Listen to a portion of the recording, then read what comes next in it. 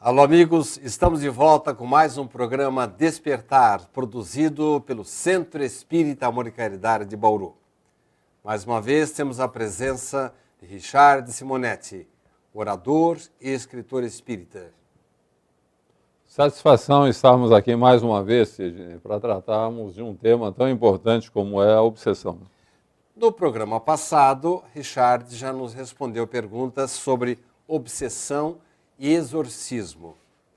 E só para recordar, Richard, nós perguntamos a você naquela oportunidade, se é verdade que os espíritos sempre estão à nossa volta e que, no mais das vezes, são eles que nos dirigem o pensamento. Você confirma isso, Richard? É aquilo que eu comentei, no final da reunião passada, tranquilamente. Nós somos, como dizia Paulo, rodeados por uma nuvem de testemunhas.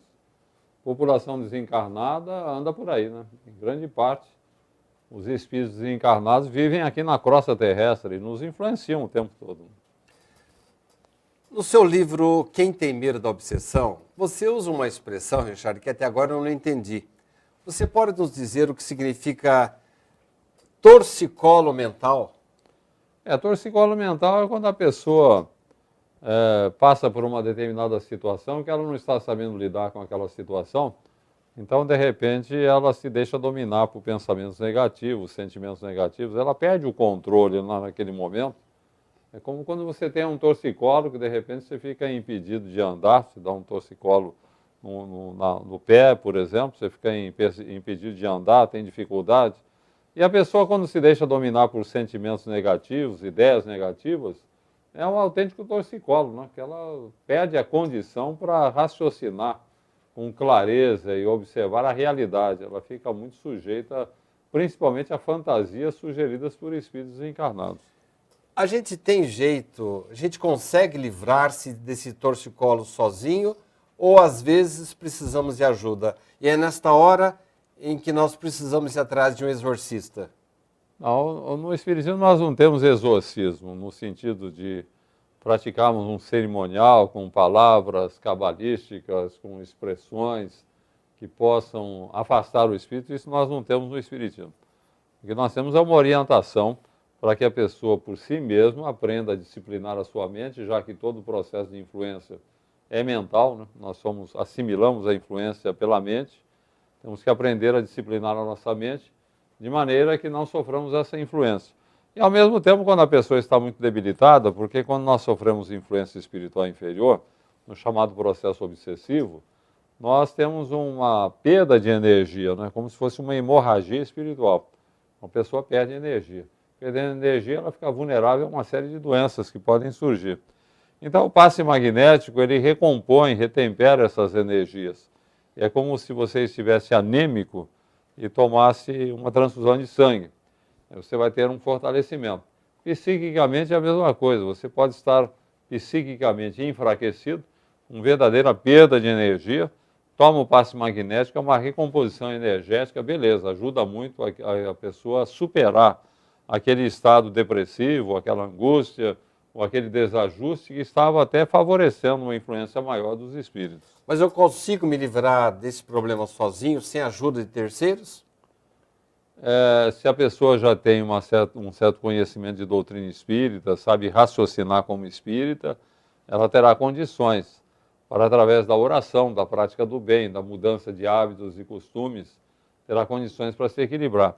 Mas, normalmente, será sempre interessante que nós tenhamos um apoio, em se tratando do espiritismo, que tenhamos o apoio de um tratamento espiritual, de palestras doutrinárias que nos esclareçam a respeito do assunto, porque tudo isso de que eu estou falando, muita gente desconhece, muita gente sofre a influência dos espíritos sem perceber que está sofrendo essa influência.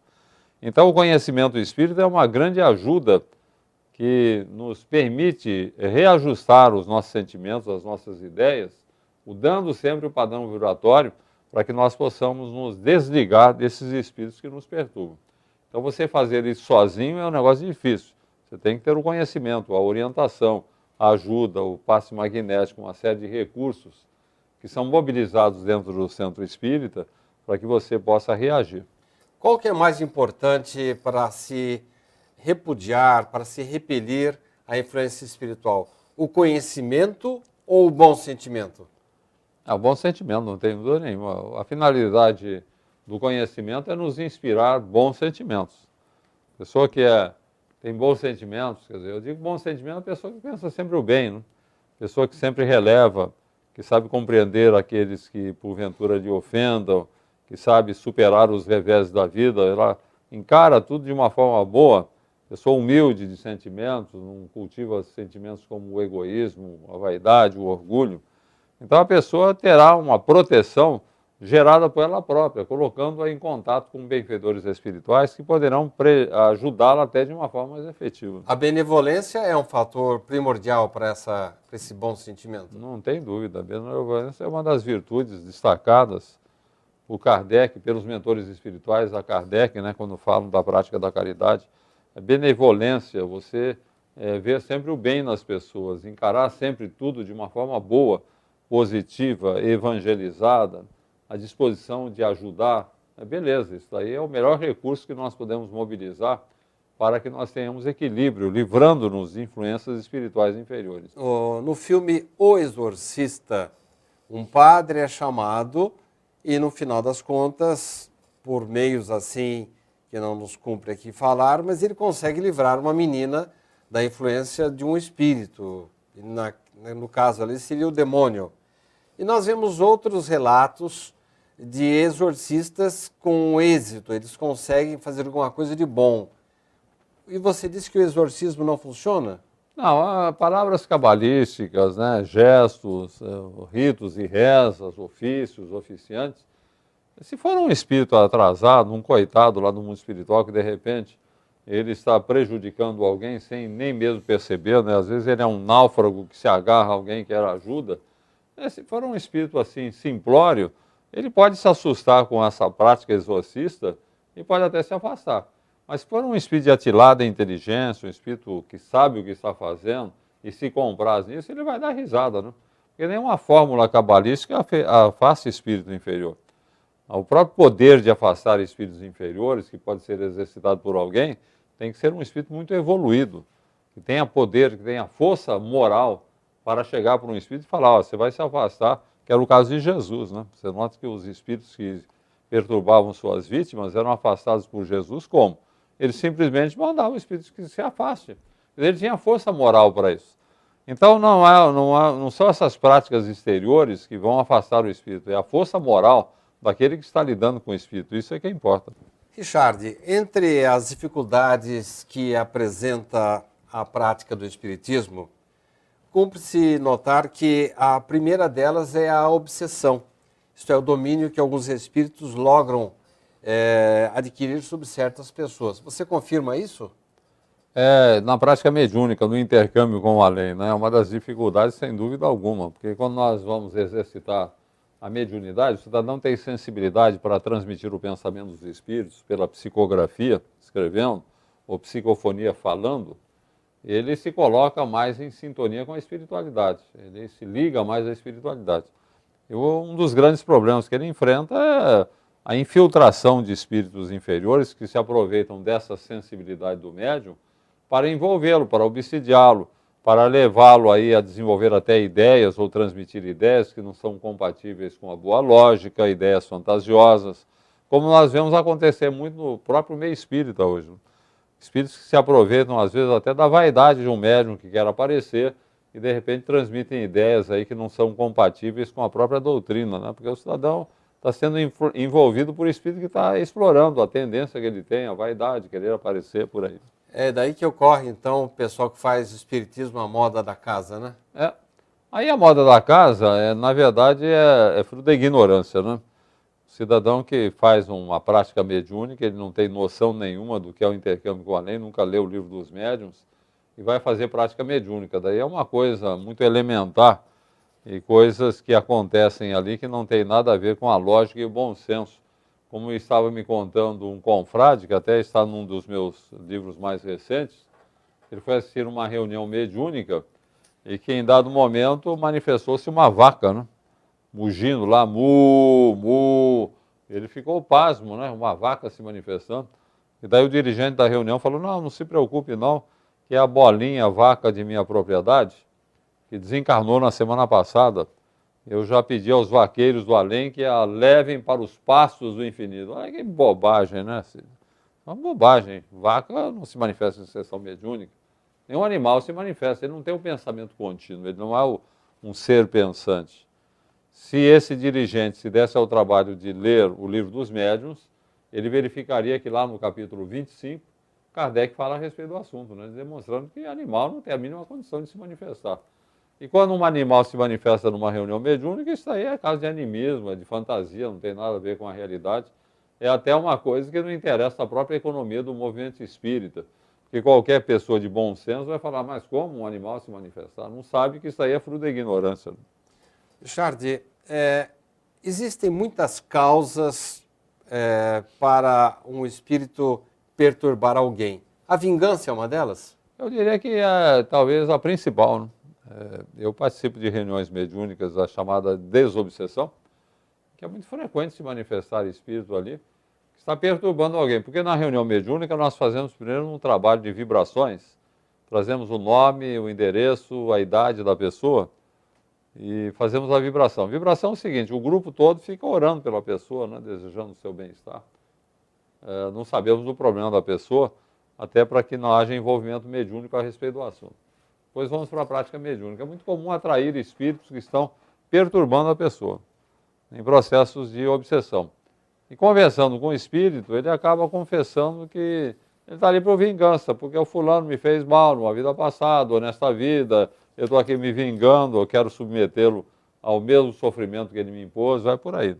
E é uma coisa difícil que o doutrinador ele tem que saber entender bem a postura do espírito sem pretender condená-lo, né? Porque ele é alguém que foi vítima e que hoje quer se vingar. É um coitado, porque eles jamais deveriam fazer isso, mas ele está fazendo.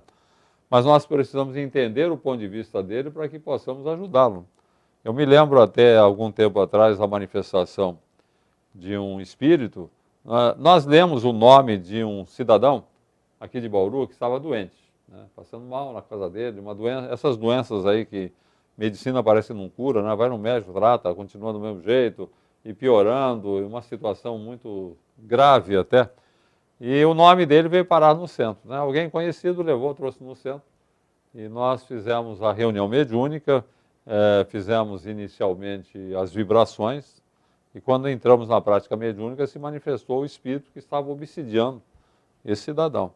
E ele estava bravo, dizia, vocês não têm nada que me atraíram aqui, não, que eu vou provocar a morte dele, ele vai morrer, eu vou me vingar, ele me fez mal no passado. E daí eu falei, olha, meu amigo, eu conversando com ele, falei, olha, tudo bem, você está se vingando, mas eu gostaria que você contasse a sua história, você pode me explicar o que aconteceu no passado, que você está se vingando, até para que eu possa concordar com o que você está fazendo. Daí o espírito contou, não, porque no passado, numa vida anterior, eu era um sitiante lá no interior, no nordeste do país, e esse fulano aí era um coronel, um homem muito rico, poderoso, que queria comprar o meu sítio. E eu não quis vender. E ele simplesmente providenciou para mandar matar a minha esposa, os meus filhos, os meus pais e a mim próprio. Matou a família toda e entrou na posse do sítio. Então hoje eu aqui estou me vingando. Pelo que ele fez no passado, ele vai pagar no presente. Eu vou provocar a morte dele. Daí é preciso usar um pouco de psicologia, Sidney, para que você possa trabalhar o espírito, convencê-lo a se afastar. E daí eu falei, olha, essa história que você me contou, eu lhe dou razão. Se fosse comigo, eu também ia querer me vingar. É um absurdo que esse coronel fez, mandar matar a família toda para entrar na posse de uma propriedade. Mas você conte com o meu apoio, eu acho que você está muito certo. Ah, ainda bem que você concorda comigo, porque eu vou provocar a morte desse cidadão. Daí eu falei, mas tem uma coisa que eu estou curioso, eu gostaria que você me dissesse. Você falou que está se vingando porque esse coronel no passado matou a sua família toda, matou os pais, matou seus filhos, a esposa. E me diga uma coisa, você tem encontrado a sua família? Falou, não, nem quero saber, eu estou me vingando aqui, não quero saber disso. Mas peraí, você está se vingando porque ele matou a sua família toda, que eram seus entes queridos. E você não tem saudade da família?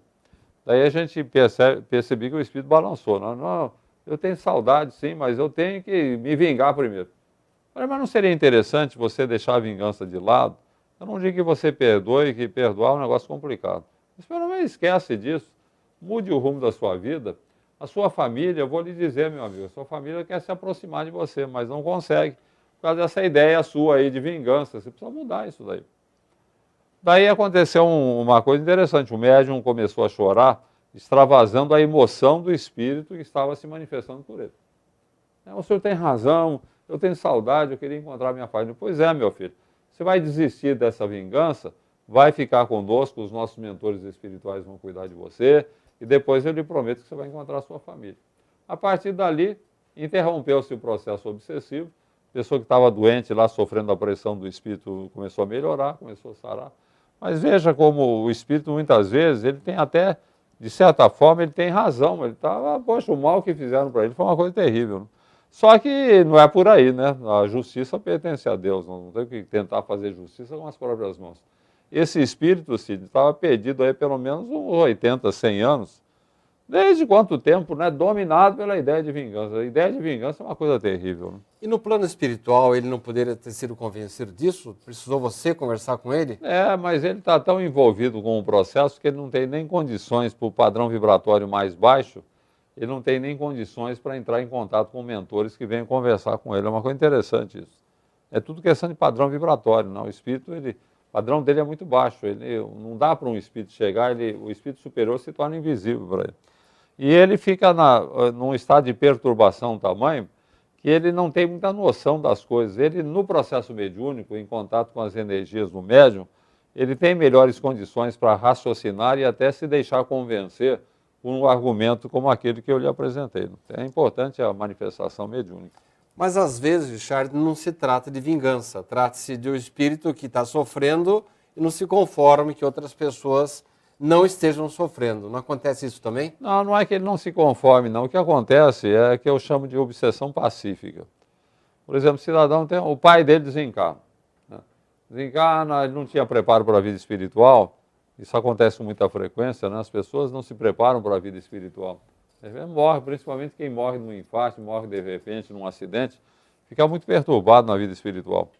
Então, esse cidadão, ele na vida espiritual se sentia muito mal, ficou aqui preso à sua casa. Isso acontece também, o cidadão fica na casa às vezes. Ficou preso na casa, ele queria sair, ele queria resolver a sua situação, não sabia o que estava acontecendo, ele conversava, ninguém lhe dava atenção. É uma situação terrível para o espírito, porque ele está preso na casa, está ali na convivência familiar, mas achando ruim porque ninguém conversa com ele. Então, o que acontece? A tendência dele é se ligar àquele familiar com o qual ele tem uma sensibilidade, uma afinidade maior. Digamos, o filho dele. De repente, ele se aproxima do filho e tenta dialogar com o filho, envolve o filho. O filho começa a sentir mal, começa a sentir um mal-estar mais ou menos semelhante ao sintoma do mal que determinou a morte do pai, porque o pai morreu daquele mal. Então, transmite para o filho aquelas impressões. O filho fica assustado. Puxa, meu pai morreu de câncer, será que eu estou com câncer também? E fica perturbado. Na verdade, é o espírito que está transmitindo para ele aquela perturbação. É uma obsessão pacífica que eu chamo, porque não há intencionalidade. O espírito não tem a intenção de prejudicar. Ele é como que um náufrago ali, se agarrando a uma tábua de salvação. Aí vem para o centro espírita, se ele vier ao centro espírita o filho, o pai tenderá a vir também. Daqui aí sim, no centro espírita ele poderá ser esclarecido, numa manifestação mediúnica a gente pode conversar com ele, já aconteceu muitas vezes comigo.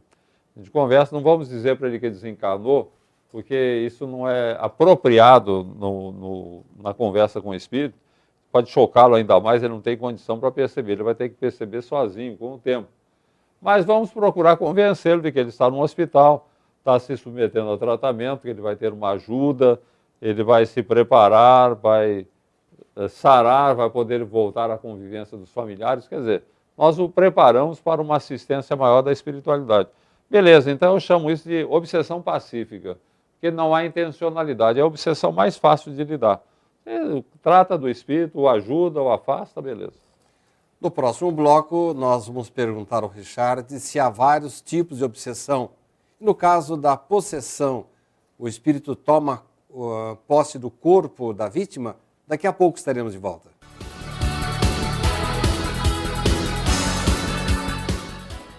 A Livraria SEAC conta com mais de 4.500 títulos, obras básicas do Espiritismo, romances, livros infantis, adolescentes e adultos, de todos os gêneros da literatura espírita. E mais, a Livraria SEAC oferece o Clube do Livro, onde o sócio paga uma pequena mensalidade e retira uma obra diferente a cada mês. Aqui você também encontra agendas, DVDs, CDs de músicas instrumentais, CDs de palestras, audiolivros e livros de bolso com mensagens diárias. Para as crianças, a Livraria SEAC tem um cantinho especial, com cadeiras e mesinhas, para que os pequenos possam desfrutar de uma boa leitura com conforto. Outro espaço especial da livraria são as prateleiras reservadas à obra completa de Richard Simonetti, consagrado autor espírita. Todo o lucro arrecadado pela livraria é revertido para as obras do SEAC. Venha nos visitar e conheça ótimas opções para sua leitura e para presentear quem você ama. Livraria SEAC.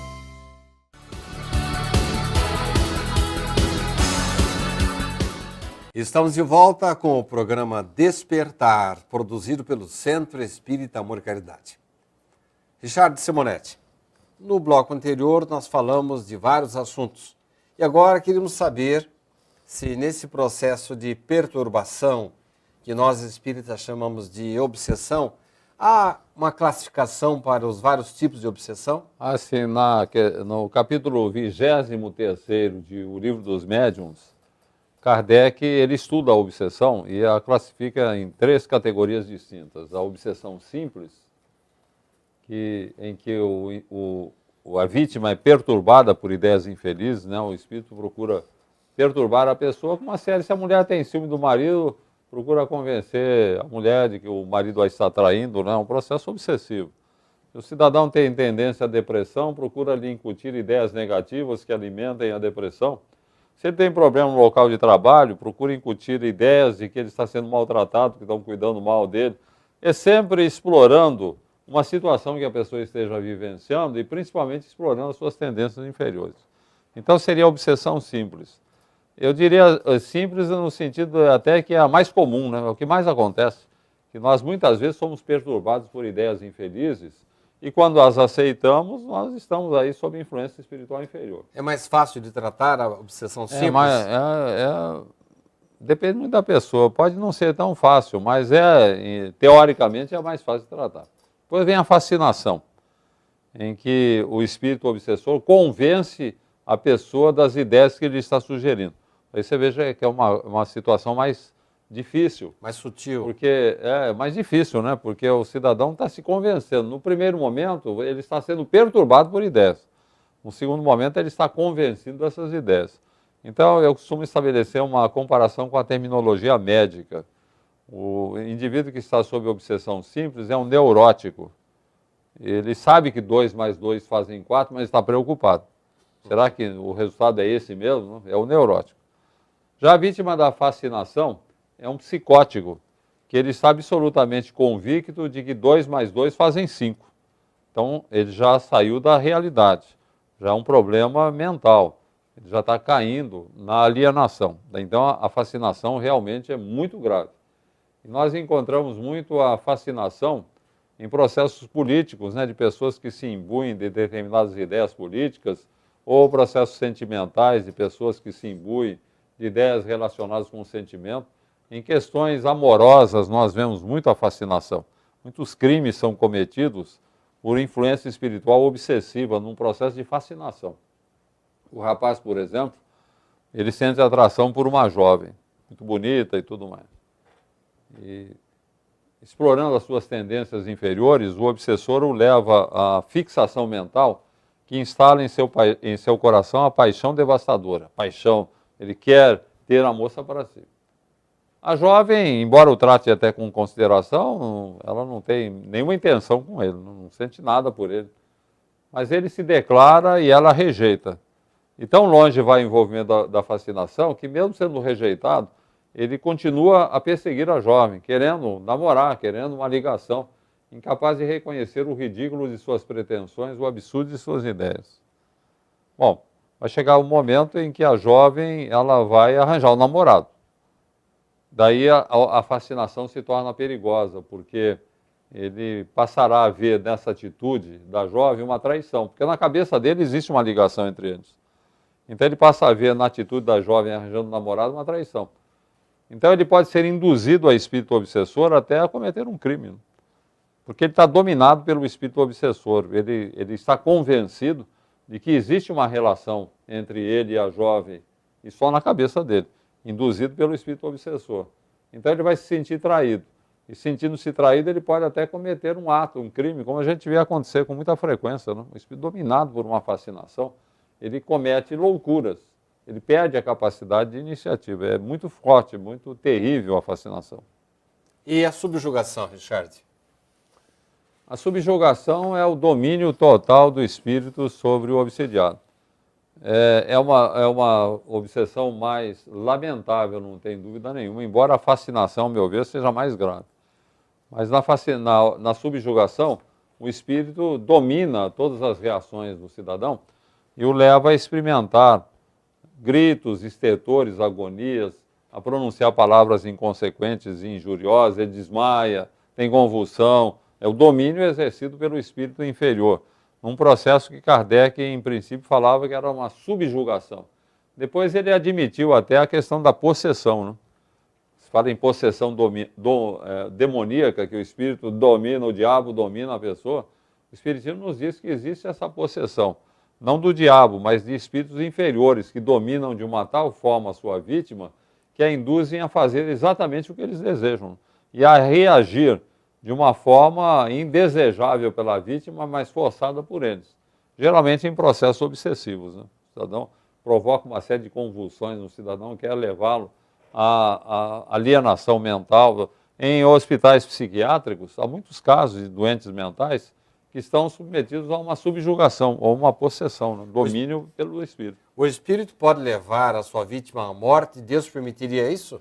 Não, isso daí dificilmente aconteceria. Poderia acontecer, se levado o processo às últimas consequências, sem dúvida alguma poderia acontecer. Mas sempre haverá interferência de espíritos amigos, de benfeitores espirituais. Na obra de André Luiz nós temos muitos casos assim, de processo de subjugação, em que havia intenção até de provocar a morte do obsidiado, a espiritualidade interferiu, afastando os espíritos obsessores. Né? Charles, eu vou deixar um minuto final para você nos dizer depois como a gente se prevenir da obsessão. Mas antes disso, mais uma perguntinha.